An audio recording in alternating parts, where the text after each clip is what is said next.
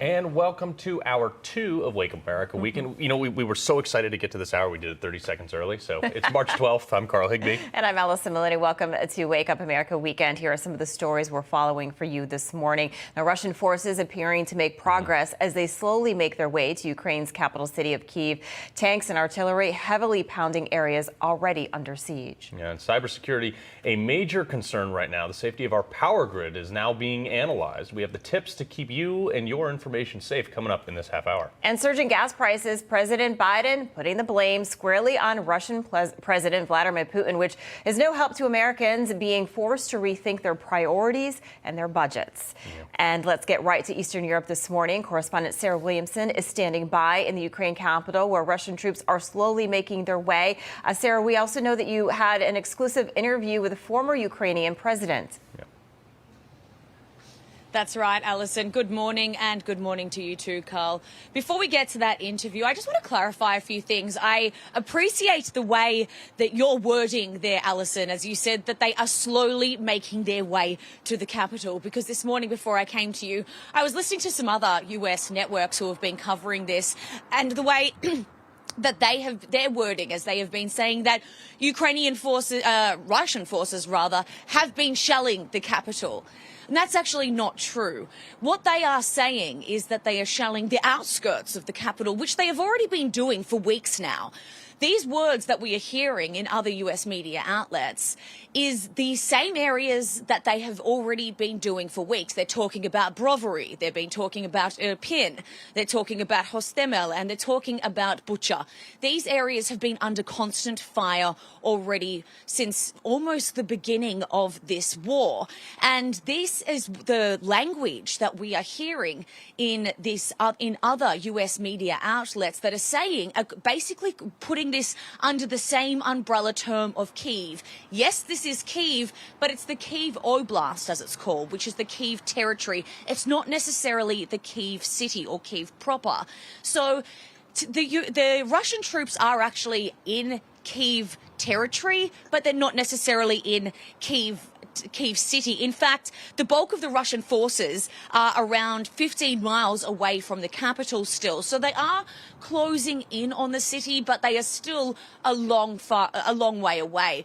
The city is so fortified that the people inside the city are rather relaxed, and we are seeing more and more cars on the ground and more people walking around on the streets within the Kyiv city because they are so confident that they are still not going to make their way in here. But Russian forces, because of that, because they feel that they can't make their way into the city anytime soon, are basically widening their offensive and starting to hit other targets. We're seeing them now hit cities like Dnipro, which was a place that people were escaping Kyiv and heading towards because it was considered a safe area. And they've also started hitting areas like Lutsk, which was in the west and rather close to Poland, which was also a safe zone because Russian forces hadn't been hitting the west at all. Up until now, really. So this offensive from the Russians has really started to widen its berth across the country. So it is becoming a big concern now at the scope of how hard they are hitting the country as a whole. When I spoke to the former president of the country, Petro Poroshenko, he actually pleaded about how the rest of the world needs to stop postponing the delay of these fighter jets and other weapons that the country really needs here. Let's take a listen to what he had to say.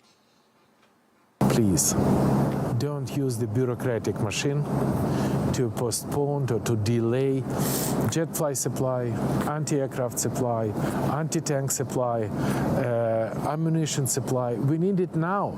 And every single hour postponed, Ukraine pay for that with the Ukrainian blood and with the life of Ukrainian civilians. So I think the real message here is to stop focusing on the city of Kyiv so much and just focus on the real humanitarian crisis that is happening across the rest of the country, because we're seeing civilians killed everywhere. And the cities that have been targeted for so long now really have been under such heavy bombardment that now it's starting to spread to other areas of the country that haven't been heavily targeted. And we can now, I'm starting to worry that maybe these cities like Dnipro might be starting to suffer from similar bombardment like we've seen in Mariupol, like we've seen in Kyiv, and like we've seen in Kherson. Right. And maybe they will become other targets too. Yeah, well, lots going on. We appreciate the update over there. We're getting real live information, folks. It's not the spin zone. So, Sarah, stay safe. Hey, I'm Rob Finnerty. Thanks for watching. If you enjoyed this video, please join the conversation in the comments below. Don't forget to subscribe, too.